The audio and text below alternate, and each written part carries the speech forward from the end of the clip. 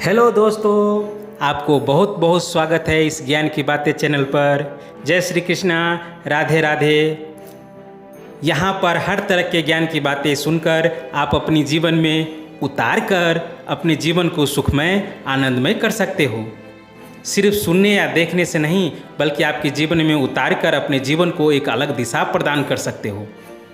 तो इस कहानी को शुरू करने से पहले हम आप सबसे एक निवेदन करना चाहते हैं, जो भी इस कहानी को देख रहे हैं वो बीच में छोड़कर ना जाए।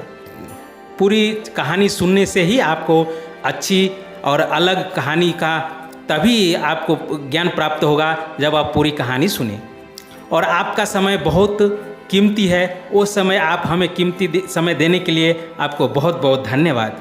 और इसी तरह ज्ञान की बातें आपको पाने के लिए इस चैनल को सब्सक्राइब कर ले, ताकि हर ज्ञान की बातें आपको मिलती रहे। तो कहानी चलिए शुरू करते हैं। हंस की 3 बात जो जान ले समझ ले, उसके परिवार में कभी संकट या आपदा या दुख या संकट नहीं आ सकता, कभी गरीबी नहीं रहोगे। तो चलिए आज की कहानी शुरू करते हैं। एक बहुत बड़ा पेड़ था, उसी के नीचे एक तालाब था। उसके बहुत सारे पंछी हंस रहते थे और उसी पेड़ पर अपना घोंसला बनाकर रहते थे।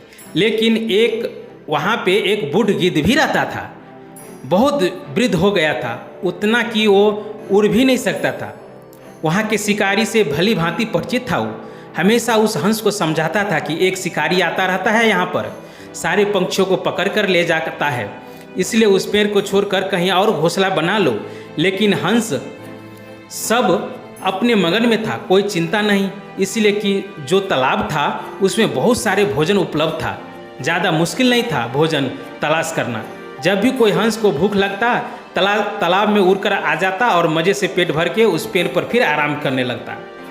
इसलिए सब हंस को लगता कि ये गिद्ध हमें बेवकूफ़ बनाना चाहता है। ये सोचता है कि हम कोई अक्ल नहीं है, हम सब यही रहेंगे। सब हंस बोले।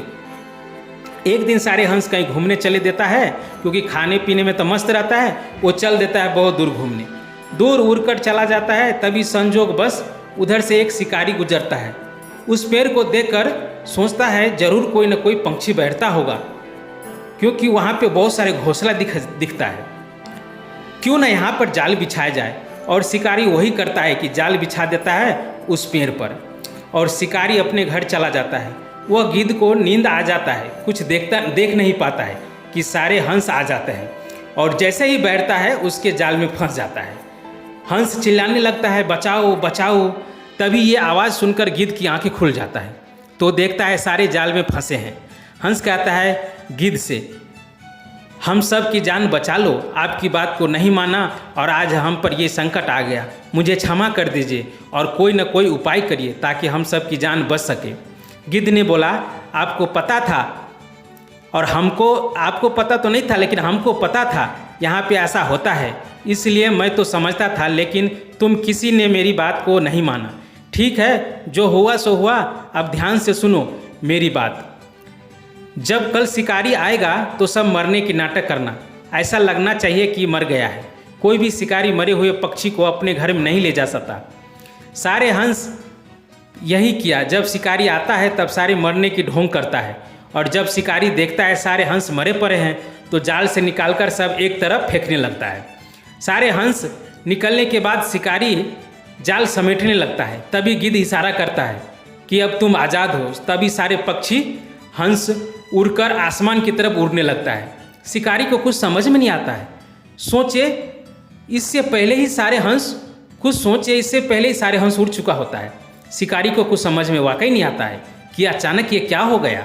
अभी तो सारे मरे पड़े थे, एकाएक कैसे उड़ गया। शिकारी को बहुत दुख होता है। अब तो हाथ से बाज निकल जाता है। शिकारी मायूस होकर जाने लगता है।